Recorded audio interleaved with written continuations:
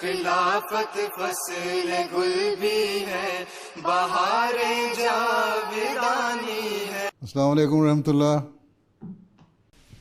Wa alaikum salam wa rahmatullahi wa barakatuh. Beloved Huzur. Yes, please be seated.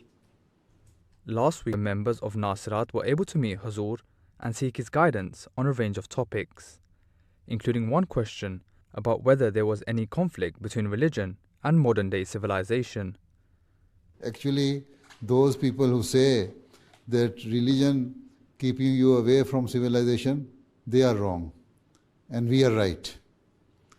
It is the religion which has brought the civilization in the world. Even these people, they accept that had there not been any prophet, there would not have been any civilization in the world.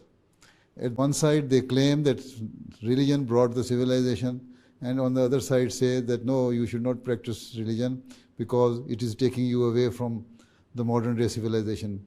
Modern day civilization is just nothing but immorality and freedom of everything which is not giving you something good but rather spoiling your life.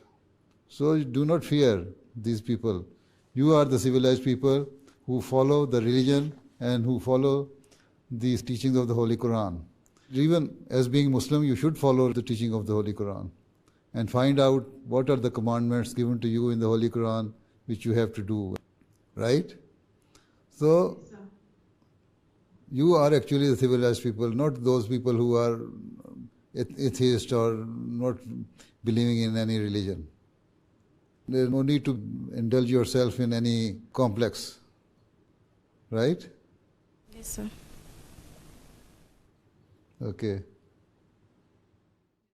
My question is that can Hazur tell us any incident of acceptance of prayer while Hazur was in Africa? There was quite a lot of incidents.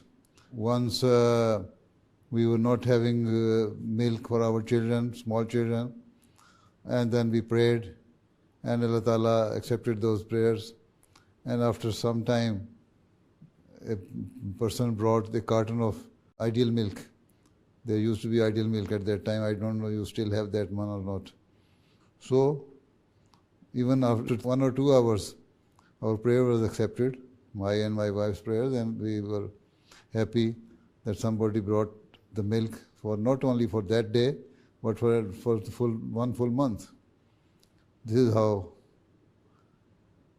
we can see God listen to your prayers. My question is, can a lady or a girl join the army to become a soldier? At present, there is no need. When there was a time when it was needed, the Muslim ladies joined and helped their men in the battlefields. But nowadays, you have enough men who can fight in the battlefield. Even the environment is not good for the girls in the army nowadays. So I don't permit it for Ahmadi girls to join the army or become a soldier. Okay? So if you complete your education in medical sciences or become doctor, then you can join Army Medical Corps. That is permissible, but not as a soldier to fight in the battlefield. Right?